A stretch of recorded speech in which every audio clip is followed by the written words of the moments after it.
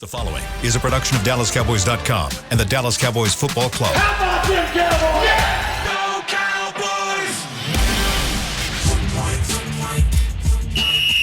Let's go, baby! Are you ready for a break? Yes. Are you ready for a break? Absolutely. Ready for a break? Yeah, and so much for that. It's time for The Break on DallasCowboys.com We were on the break! with Ambar Garcia, Brian Broaddus, Patrick Walker, and Derek Eagleton. It is Thursday, November 16th, 2023, season 19, episode number 72.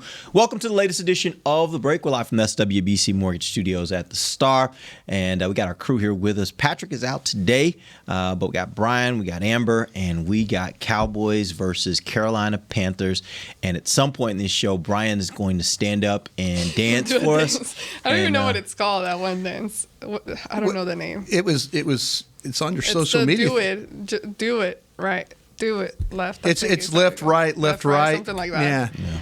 But yeah. Were you having problems with the left-right footwork there? Looked like a little, like a right tackle. Some people are not born with that kind of skill. Oh. Okay. It takes a lot of coordination. Some can paint and some can dance, exactly, right? There you go. Exactly. Okay. Lean into whatever God gave you. Yeah. Lean into whatever God I thought gave you. being Dominican, though, that you have that. You know, that's the kind rhythm. of shame I bring up on my own people is the fact that I'm probably, me and my brothers, they claim they can dance, but they can't. But yeah, we're not good dancers. My mom can dance really good. Everybody in my family, my dad is a big dancer, but That's interesting. Mom and dad can dance, Yeah, what but happened? none of y'all could. What happened there, AG? yeah, I don't know.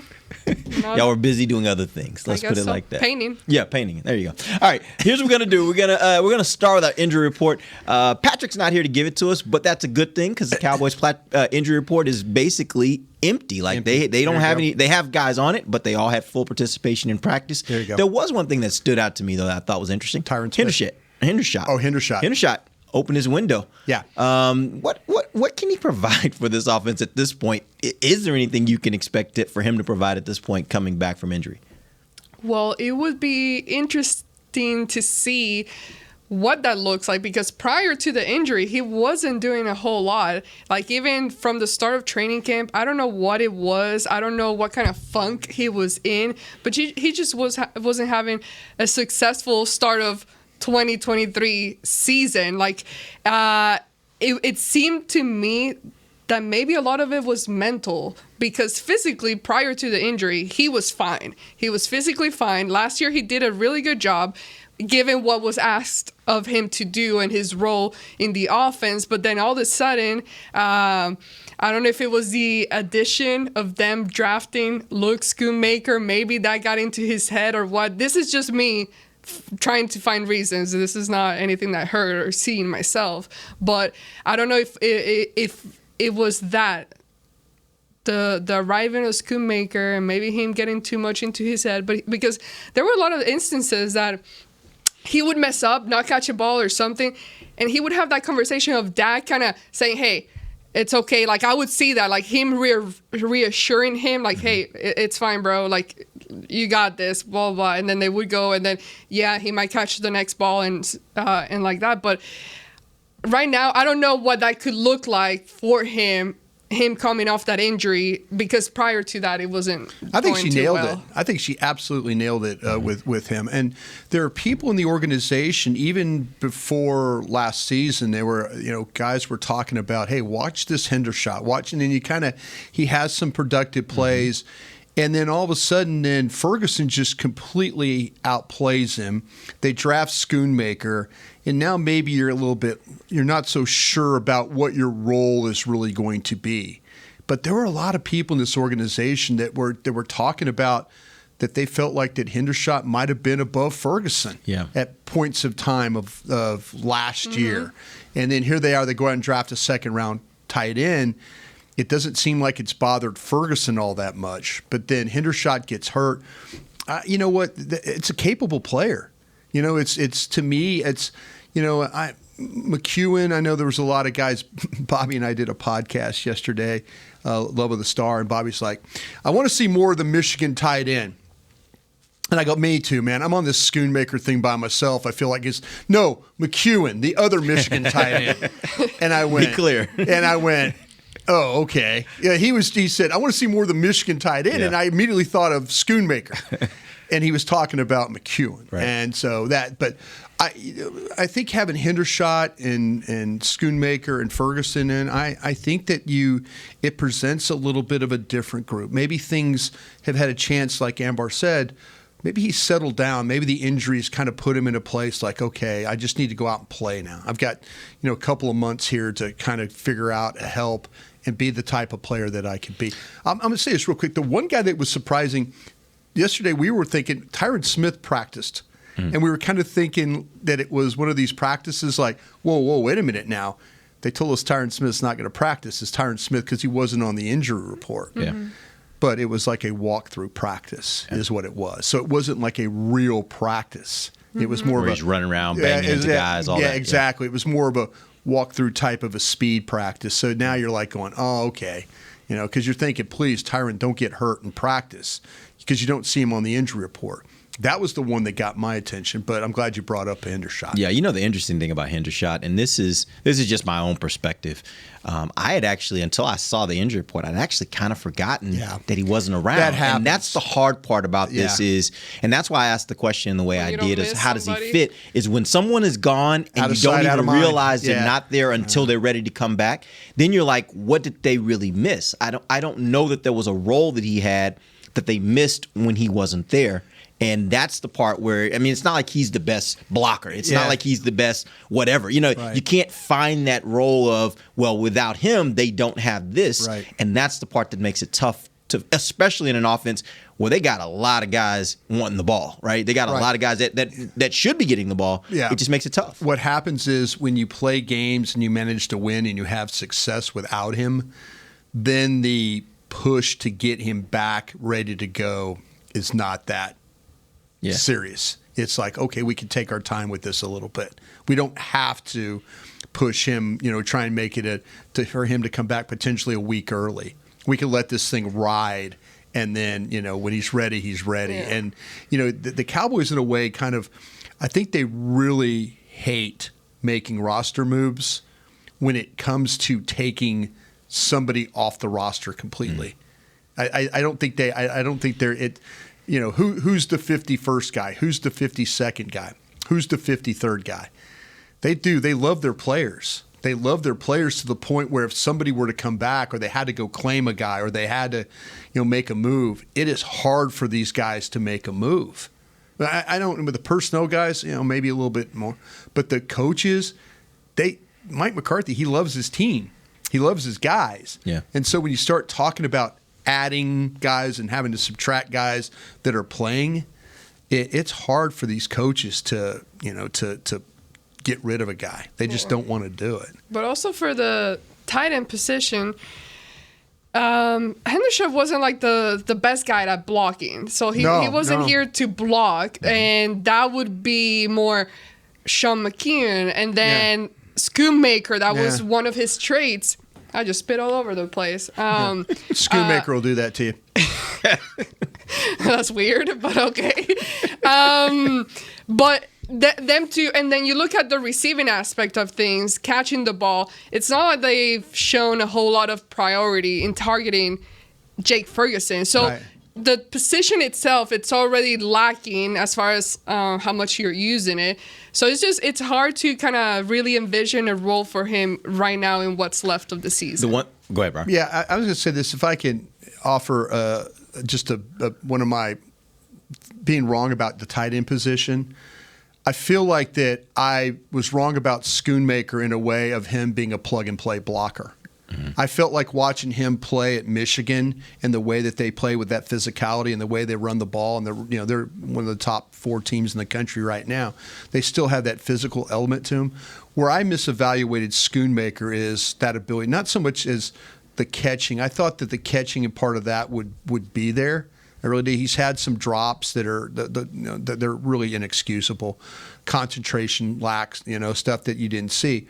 Where I misevaluated him was plug and play as a blocker. I thought he is going to be plug and play, and they'll be able to run the ball. They'll put him in, and they'll run the ball behind him, and he'll be effective and all that.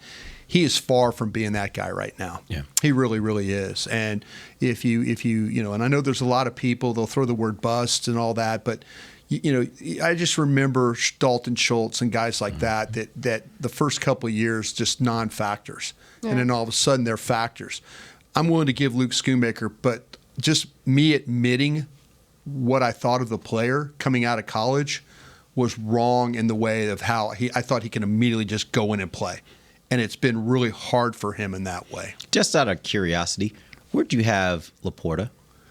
I had actually Laporta above Schoonmaker, but I had him in the second round. Yeah. And they went close together. Yeah, they were. Laporta for Detroit's played really well. Played really well. The kid at Buffalo has played. Kincaid but Kincaid. Everybody pre-draft and leading up to even moments when we went on the air here in the studio, were thinking that Cowboys were going to look at Kincaid, the tight end from Utah. Yeah, that Dallas was going to take Kincaid, and then all of a sudden some whispers started happening, among our group that Laporta was a guy that they really, really liked from Iowa, and so that tight end group was actually a really good group. Yeah. But everybody's looking at all the other ones that have been selected, and then they see Schoonmaker, and then they're going, they missed out on that one. Yeah. That's when they missed out. Now, give him an opportunity, right. but also if you want to blame somebody for maybe misevaluate him, look at me. I'm willing to say that I thought he could be a plug-and-play player. He just can't be that right now. Yeah, and I think at the end of the day, you hit the nail on the head from the standpoint of you got to give these guys sometimes a little bit of time. I think sometimes we see guys come into the NFL and immediately have a splash, and so we think everybody has to do it that way. And I don't think that's necessarily the case. You see a lot of good players in the NFL that it takes them a little bit to get going. Well, that's with Mozzie Smith is a really good example. Mozzie Smith, and we had Brian Baldinger on from the NFL Network yesterday, and Brian was talking about Mozzie Smith, one of his better games. And you watched him, and Dan Quinn talked about it and all that. And, the unfortunate thing for Mozzie Smith is everybody sees what Jalen Carter at the Philadelphia Eagles is doing. Well, Jalen Carter at one time, before he got in some kind of off-the-field situations, a lot of people talked about him maybe being the first overall pick in the draft. And so now you're kind of thinking, well, wow, you're comparing Mozzie Smith to Jalen Carter, which is really not fair.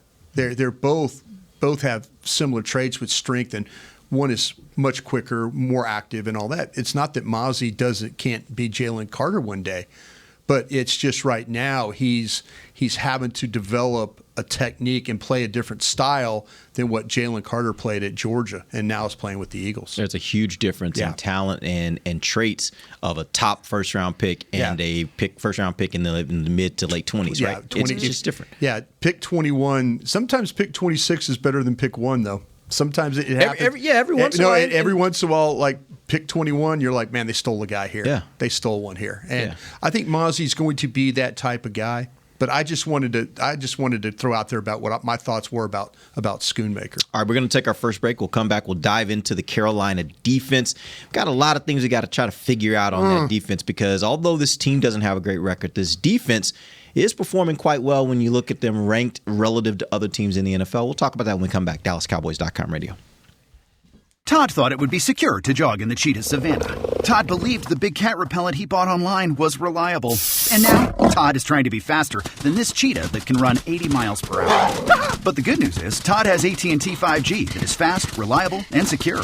And he learned the best thing to do is stop running and toss her the backpack with the beef stew. AT&T 5G. Fast, reliable, secure.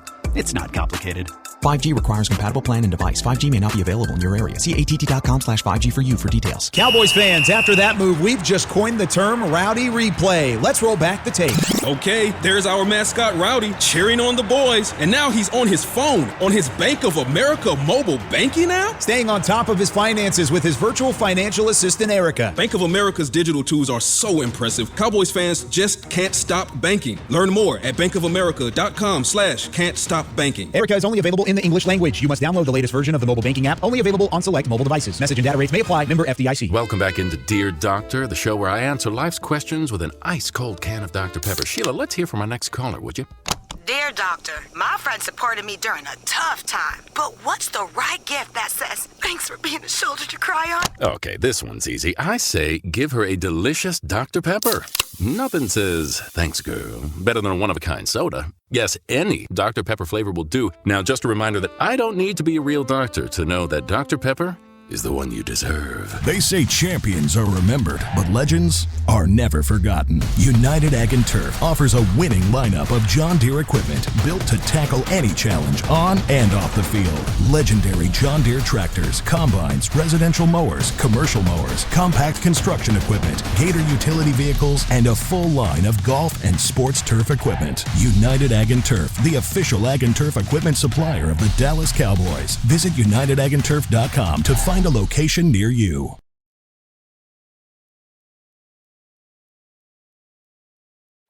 Back to the break.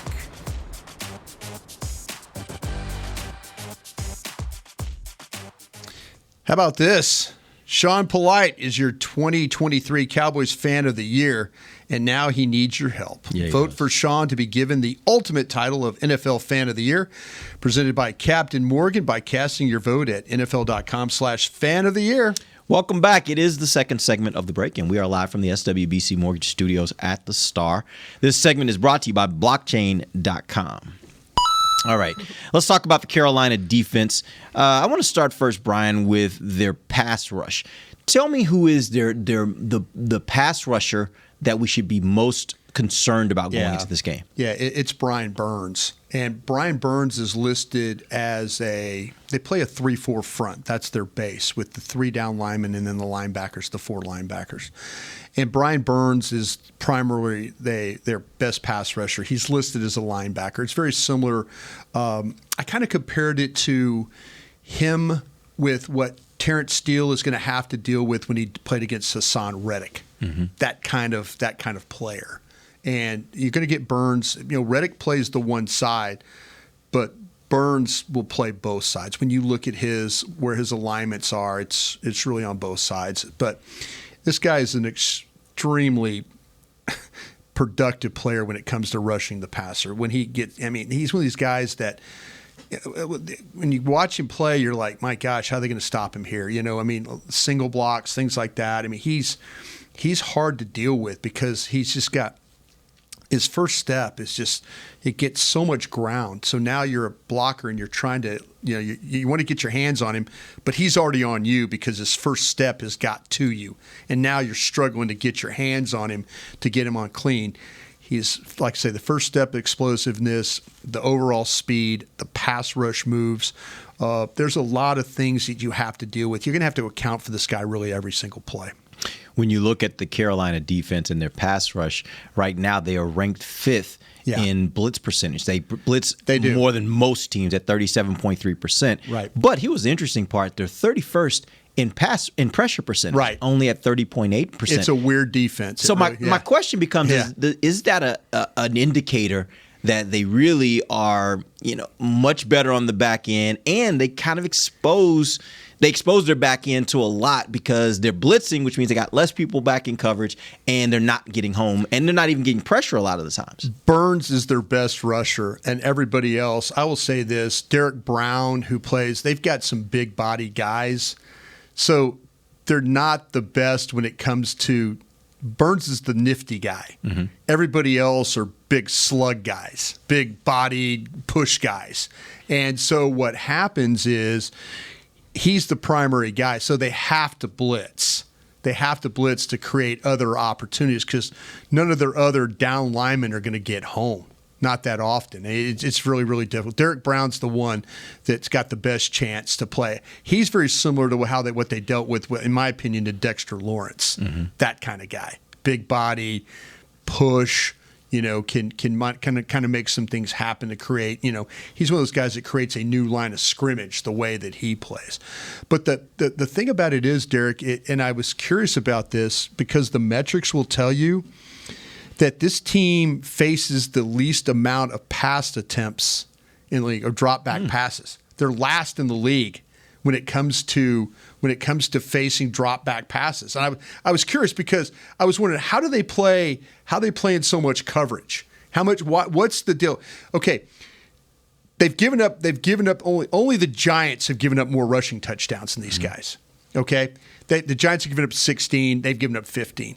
They've allowed 4.3 yards a carry. That makes them 24th in the league when it comes to defending the run. They're 9th in the league with the most rushing attempts faced. They face the 9th most rushing attempts. So what's happening is they've had a problem defending like outside runs is another thing. When you watch them on tape, it's like, oh, ball's getting to the corner on them. They're 30th in the league when it comes to ball on edge. So we saw last week with the Cowboys. Remember the toss sweeps, trying to get the ball on the outside, not run the ball at Dexter Lawrence, try and get the ball on the edge a little bit more. So this team, I think they're facing less pass attempts because teams are kind of figuring out we can run the ball and have a little success on them.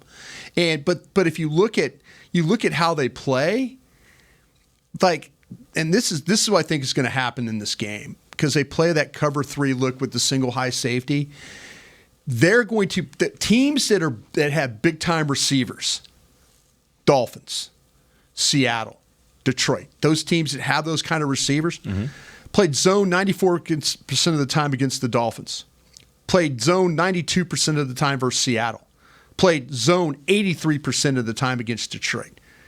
They're going to play a ton of zone in this game against the Cowboys. They're absolutely going to play, and they're going to hope that they can get Brian Burns home, and maybe they're going to have to blitz a little bit more. But their big blitz down, by the way, too, is first down. They don't wait till third down to blitz you. They come right off the bus. First down, they're going to come blitz you there. So I kind of feel like that they're really, really worried about their run defense, but people have had success though, even though they've got the fewest pass attempts.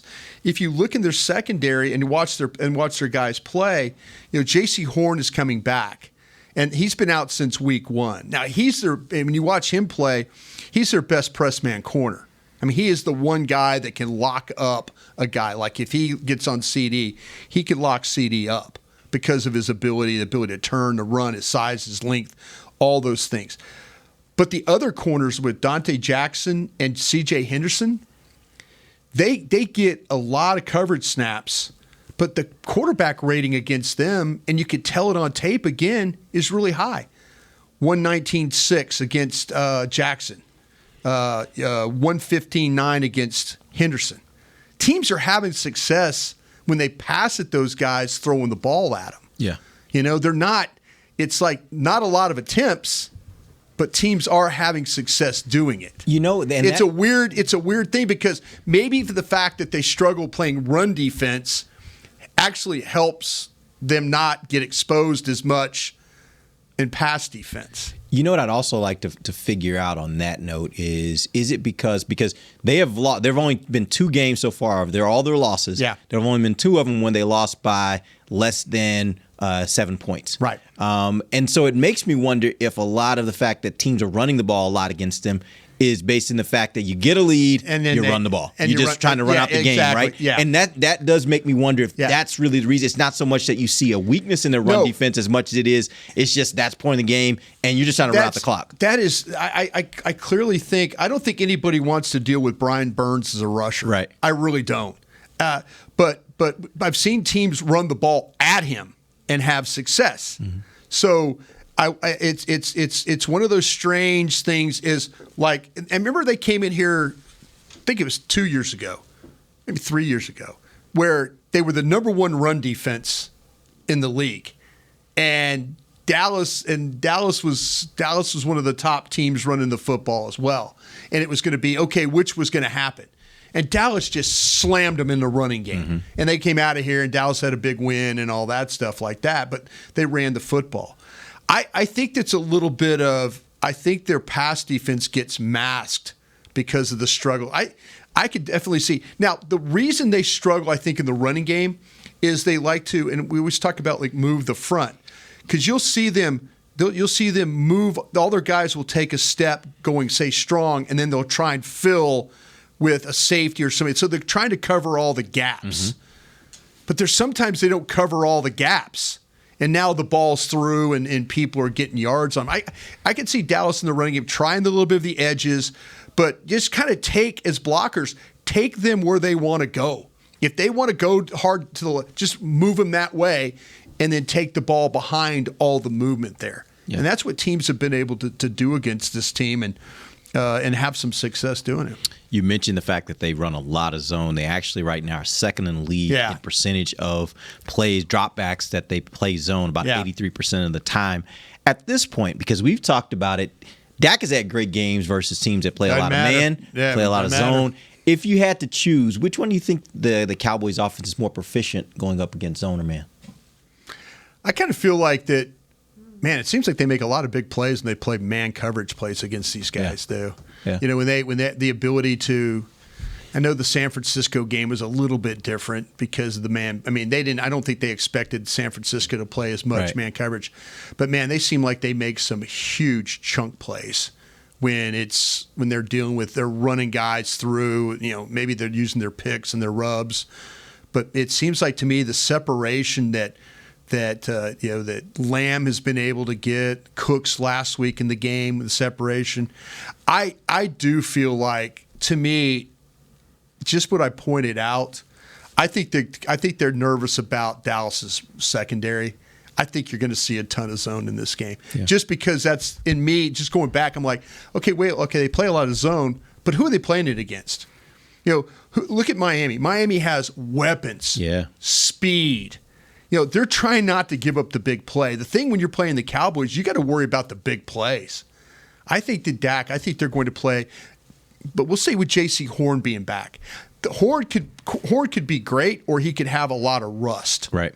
You know, the rust factor could be a factor here, but he is the one guy that I feel like that they said, okay, we're going to try and take CeeDee Lamb out of this game.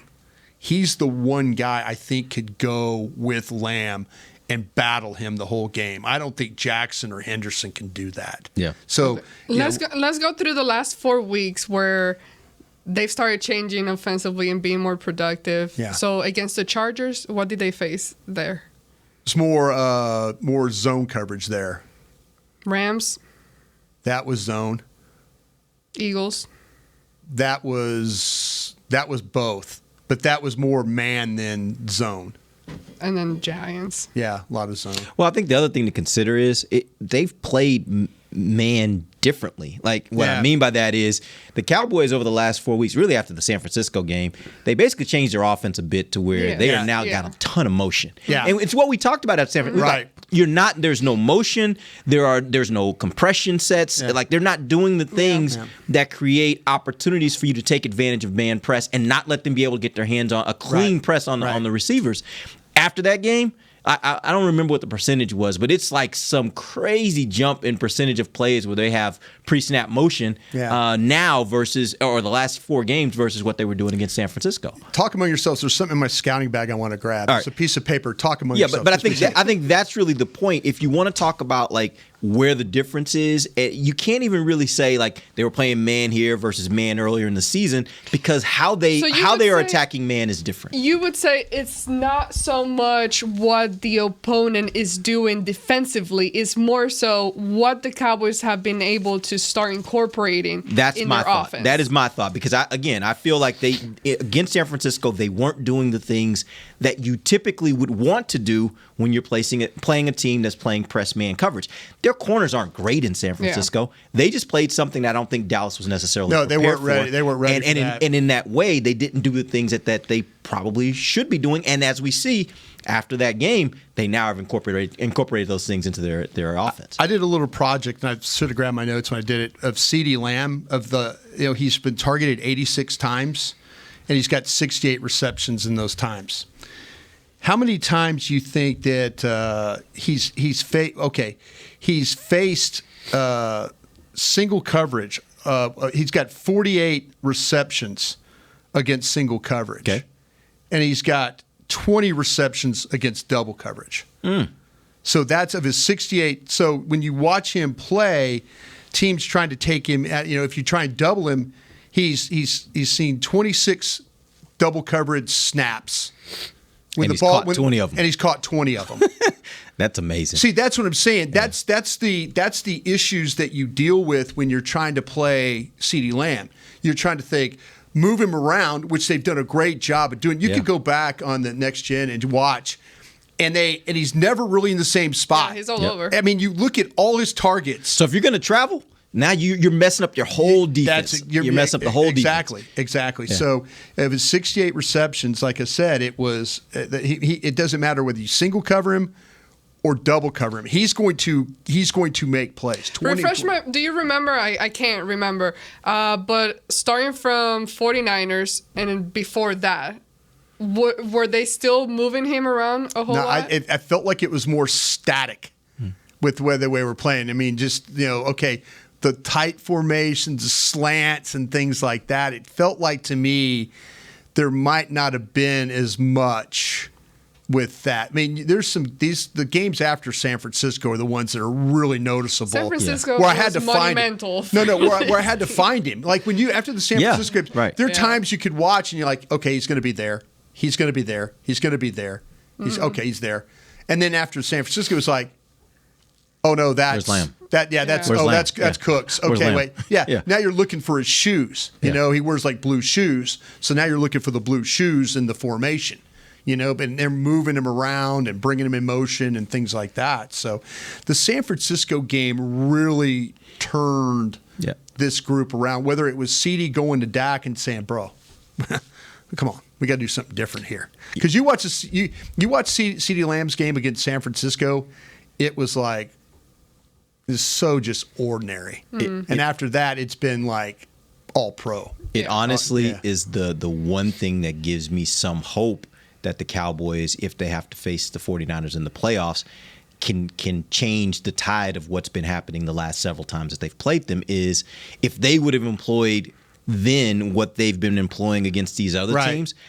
I really want to see. Now, again, your defense is still going to have to make some stops. And in that game, they just didn't make stops either. So the defense still got to pull their weight on that. But I do think the offense can score more points than they scored in that game, obviously, doing the things that they've been doing over the last 4 weeks. All right, we're going to take our final break. We'll come back, talk a little bit about this Dallas offense. We may even get a question in or two. We'll see. We'll be back. DallasCowboys.com radio. Todd thought it would be secure to jog in the cheetah savanna. Todd believed the big cat repellent he bought online was reliable. And now, Todd is trying to be faster than this cheetah that can run 80 miles per hour. But the good news is, Todd has AT&T 5G that is fast, reliable, and secure. And he learned the best thing to do is stop running and toss her the backpack with the beef stew. AT&T 5G. Fast, reliable, secure. It's not complicated. 5G requires compatible plan and device. 5G may not be available in your area. See att.com/5G for you for details. Don't put off getting your oil change, Dallas. Take 5 Oil Change, a proud partner of the Cowboys, is faster than you think. There's no appointment needed and no waiting room. Yep, you heard that correctly. Take 5 is so fast, you don't even have to get out of your car. You can take advantage of Take 5's fast, friendly, and simple service at any of their locations across the Dallas area. And remember, at Take 5, you stay in your car because they're faster than you think. Take 5, the official oil change of the Dallas Cowboys. It's the official men's skincare brand of the Dallas Cowboys, Jack Black. And right now, Cowboys fans can get 15% off their $75 order. Plus, because every deal needs a playmaker, your order will include a free 5-piece skincare set and free shipping. The Jack Black Playmaker is 4 of Jack's favorites and a full-sized intense therapy lip balm. Make a play for the Playmaker at getjackblack.com/Cowboys with the code COWBOYSVIP. That's getjackblack.com/Cowboys with the code COWBOYSVIP. They say champions are remembered, but legends are never forgotten. United Ag and Turf offers a winning lineup of John Deere equipment built to tackle any challenge on and off the field. Legendary John Deere tractors, combines, residential mowers, commercial mowers, compact construction equipment, Gator utility vehicles, and a full line of golf and sports turf equipment. United Ag and Turf, the official Ag and Turf equipment supplier of the Dallas Cowboys. Visit UnitedAgAndTurf.com to find a location near you. Back to the break. All right. What do we got here? Oh, kick off your holiday shopping the right way with all new Cowboys gear. Grab the best gifts for the best fans in the world at your nearest pro shop or log on to shop.dallascowboys.com, a Fanatics experience. Welcome back. Final segment of the break live from SWBC Mortgage Studios at the Star. I'm actually going to start this segment with a question from one of our listeners. Mr. Tasty Beverage is his handle on Twitter. His question is, do you think the combo of Cooks and CD will allow the run game to get going with the Panthers and Commanders coming up? When you think about it, one of the things that I think going into the season, I think most teams probably looked at the Cowboys and said, you got to stop the run first. Yeah. And now that the offense is starting to explode in the passing game, do you think that flips it? Yeah, you got to stay. The one thing the Cowboys have proven that they could do is throw the ball and throw it effectively. You have to be terrified if you're a defensive coordinator of their chunk plays, the big plays. I mean, they'll route combo you to the point where you lose track of where your guy is. They'll make it confusing for you. They'll make it hard for you. And then, you'll see a play like up the sideline where, CeeDee Lamb's wide open. The Giants lose coverage with the route combination. Next thing you know, here's Lamb going up the sidelines, ball, Dak finds him. That kind of thing. So, yeah, if you're a defensive coordinator, Carolina has to be worried about Dallas's ability to throw the football and the run. I mean, if the Cowboys are running the ball, and I hate to say this, it's almost a wasted play. Really, if you think about it, if you're going to average 3.8 a carry on it or something like that, it's almost a wasted play. And on average, you're hitting 6, 7, 8. And then Dak's throwing the ball. Dak's throwing the ball where he's 9 yards a shot throwing it. Yeah. Nah. I mean, if you're scared to death of Dallas throwing the ball. You really are. And when he's completing 70-80% of his throws, that's a crazy completion percentage number. But when he's up there in the 70s, it's a situation where you take your chances 3 out of 4 times. He's going to connect on that pass.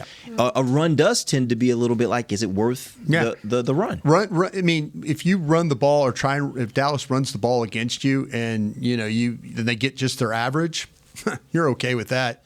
You're not okay with giving up a 37-yard pass to Cooks. Or giving up a 41-yard pass to Gallup. You're not that's not winning football right there. Well, let's be positive.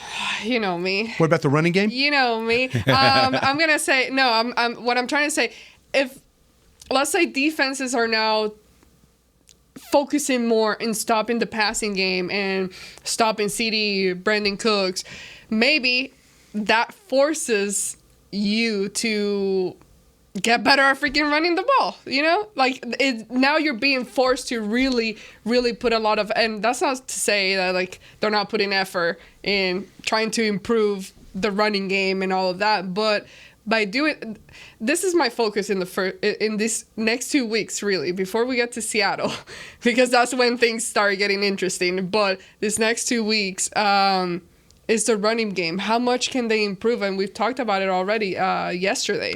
What that December month can look like, and they have to. If that means someone's forcing them to run the ball, to maybe force them to figure things out, then I would take that. Obviously, if it means a win at the end of the day, but they have to find some type of balance. I absolutely love everything they're doing in the passing game, but at some point you're gonna have to be able to move the ball on the ground. I hope I'm not hot taking this.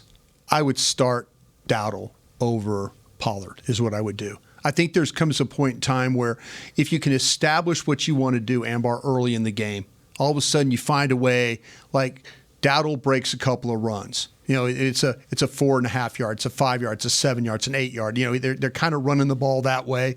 And I'm not saying it has to be like when Zeke was here and then they'd put Tony in the second series and all that. I'm not talking about that. Run it. Put Pollard in, run it, put Pollard in again. Kind of find a way to kind of find a little rhythm with the running game. It doesn't have to be a series-to-series thing. But I think starting Pollard, I think Patrick's on to something about the pressure that Pollard is feeling about being the primary back. Yeah. And we maybe if you allow Dowdle, and this is the first time that Dowdle has been healthy throughout, and knock on wood that it stays that way. But I kind of feel like, though, that if you could find a little rhythm early in the game and get the offensive line some good feeling about, and find a couple of plays that you can run, that okay, they can't stop this play today.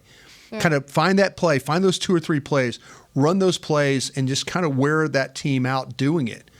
But maybe Pollard being the starter has kind of put you back a little bit in your running game. Yeah, I just think even if teams decide that they want to have more people in coverage and say we're going to stop the passing game more, I'm still not certain that this running game is going to get a big boost, because one of the things I've seen, and I'd be interested to see if Brian, you've seen the same thing when you've watched the film, but one of the things I've seen is it feels like there are a number of times when their runs aren't successful, and it's not because the guy didn't get to the second level. Right. It's because engage with the guy, the lineman sees you, they're holding you, they shed the block, they make the tackle. Right. Like I've seen that It's happen not all a number on of times. Pollard, So but- it's not just a situation where if the linebacker's out of place, all of a sudden now the running game takes off. Right. I don't know that that's necessarily the case, because I think right now, for me, a lot of the challenges with the running game exist with the offensive line just not sustaining blocks. See, I think you make a really good point, because but I also remember, and you and I, we all watched this play where the hole was inside on they're pulling guys, and Schoonmaker gets stalemated. Biotish gets knocked down. Yeah. Smith gets kind of in muddy water there. He can't do what he needs to do. But all of a sudden, they've got the backside sealed off. Mm-hmm. And there's a hole where he can hit that hole, where Pollard all of a sudden goes into the fray, into the fray, where if he hit it a little quicker behind the scoop block that they had gotten there, then maybe there's a 6-7 yard gain there. Right. Pollard's got to help the offensive line too. Yep. If things are cluttered and muddied and all that, his vision and his quickness has got to be able to help the offensive line when it's not block clean. Yeah. And that's where I think Dowdle's different. I think when it's not block clean, Dowdle is he can find it. Yeah. And that's the thing. That's Yeah. the thing. You're starting to become one-dimensional, and that's not good. Like, you have to be able to put on tape a few plays. Yeah. Because right now, I don't think nobody's scared of your running game. Exactly. Nobody's scared of the running game. Nobody's looking at that as a threat. So you have to put something on tape, a few plays at least. Yes, I think that is the traditional way you look at football. But right now, if you go across the best teams in the NFL, which ones of them have a scary running attack? I think I would worry. Well, you're talking about the top teams? Yeah, I'm talking about the top teams in Miami. the league. Miami scares me running the ball. By the way, yes, you can put Miami in that category. Just across the board, their offense is scary. Okay. Like everybody. I would answer the question. Yeah, you did. You gave me one. But Kansas City, no. Philadelphia, no. But Like you go down the line. They still have guys with names that you're like, okay, Baltimore. we have to be aware of this person. But Tony Pollard is that guy Is too. he? He has a name. Like he has a name. Is he but that right now? He has a name. My point is, you said Obviously, guys that have a everybody name. has a name, But my point is, like, I don't think anybody's going into the game against Kansas City and saying, man, Pacheco, I don't know what we're going to do with that Pacheco. Like, I don't think that's the case. I think there are a ton of teams out there that are at the top of the league that you look at their running game and you're like, okay, yeah, you still need to stop the run, because if you don't pay attention to them, maybe they can get some gash runs on you. But the fact of the matter is, their passing game is everything. I would think, maybe I'm wrong about this, I believe there's a lot of defensive coordinators now. We all talk about turnovers all the time. If you gave them a choice between having turnovers or not giving up chunk plays, they might say They'll take the turnover? They'll take the chunk plays. Oh. Please don't let me give up chunk plays. Yeah. Please don't let me turnovers. I mean, a lot of teams are to the point now where we just can't get people to turn it over, but we ain't going to give up any big plays. Yeah. We're just not going to let you. We're going to make you. One thing teams have figured out with the Cowboys too is make them drive the ball. Make them drive the ball down the field, and eventually, and a lot of teams will make mistakes. Yeah. They'll get a holding. You give them a sack. You get a penalty. Something will stop a drive. Yeah. I think a lot of teams are kind of thinking of that, about not just playing the defense, not to give up huge chunk plays. All right, that's a wrap. We will be back tomorrow. We'll wrap this thing up, and we'll let you guys know what we think is going to happen this Sunday. Till then, for Brian Broaddus and Amber Garcia, I'm Derek Eagleton. This has been The Break, live on DallasCowboys.com radio. This has been a production of DallasCowboys.com and the Dallas Cowboys Football Club. How about this,